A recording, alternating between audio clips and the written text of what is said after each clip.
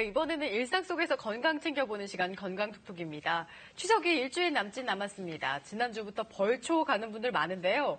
이렇게 야외 활동하실 때 주의할 게 있습니다. 네, 바로 산과 들에 사는 진드기에 물려 걸리는 쯔쯔가무시증입니다. 실제로 감염자가 늘고 있다는데요. 올해 4월부터 8월까지 국내 쯔쯔가무시증 환자가 작년 같은 기간에 2배에 달한다고 합니다. 박광식 의학 전문 기자와 함께 자세히 알아봅니다. 자, 박 기자, 이게 이 가을철에 좀 주의할 병이죠. 네, 그렇습니다. 해마다 이맘때쯤이면 항상 뉴스에 등장하는 게 바로 쯔쯔가무시병입니다. 네. 대표적인 가을철 전염병인데요. 지난해 통계만 봐도 9월 이 150여 명에서요, 이 10월에 3,400여 명으로 22배 급증한 것을 알 수가 있습니다. 쯔쯔가무시증 환자는 1년을 놓고 봤을 때요, 이 9월에서 11월 사이에 전체 환자의 90% 이상이 발생하는 것으로 조사됐습니다. 그렇다면 왜 이렇게 가을에 많이 발생할까요? 바로 그 이유가 바로 털 진드기의 서식 과정과 밀접한 관련이 있습니다.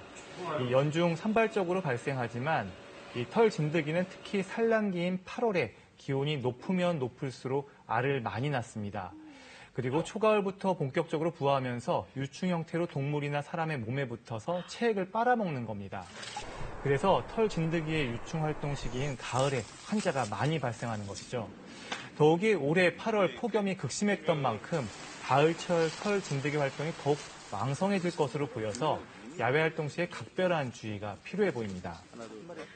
사실 많이 들어보긴 했는데 정확히 어떤 증상인지는 잘 모르겠어요. 쯔쯔가무시증 어떤 병인가요? 네, 이 쯔쯔가무시증은요, 쯔쯔가무시균에 감염된 진드기에 물려서 사람이 또 감염되는 겁니다. 네. 정확하게 이 진드기가 딱 달라붙어서요, 이 사람 피부를 물 때 쯔쯔가무시균이 사람의 몸에 침투하는 겁니다.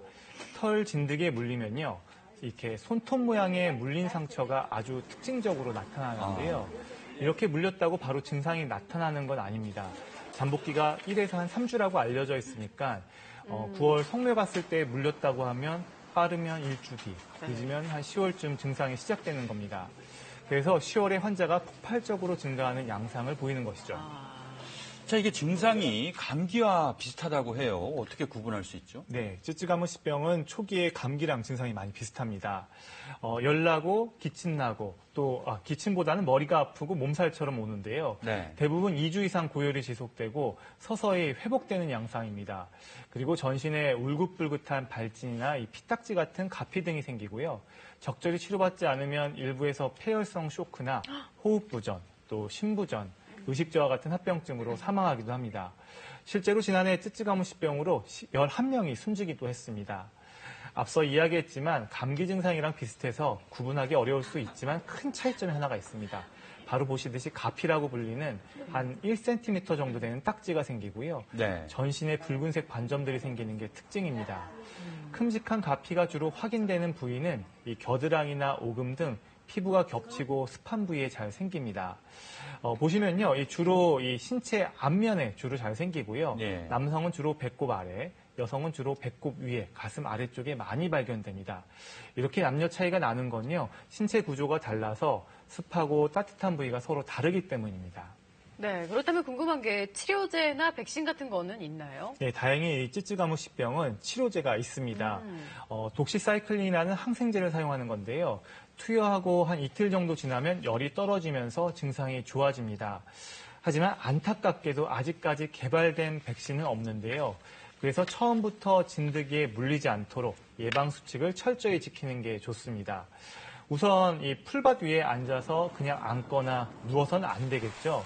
반드시 돗자리를 깔고 앉는 게 좋습니다. 이 옷차림도요, 약간 낮에 덥다고 하더라도 반팔 차림은 피해야 하고 긴 소매 상의와 긴 바지를 입는 게 좋습니다. 야외 활동 뒤에는 옷에도 진드기가 기어다닐 수 있기 때문에 반드시 집에 돌아와서는 바로 옷을 벗어 세탁을 해야 하고 목욕을 하는 게 좋습니다. 최근엔 털 진드기 기피제도 있어서요. 옷이나 피부에 뿌리는 것도 예방에 도움이 됩니다. 자, 이 병에 한번 걸리면은 또 걸릴 수도 있나요? 예, 또 걸릴 수 있습니다.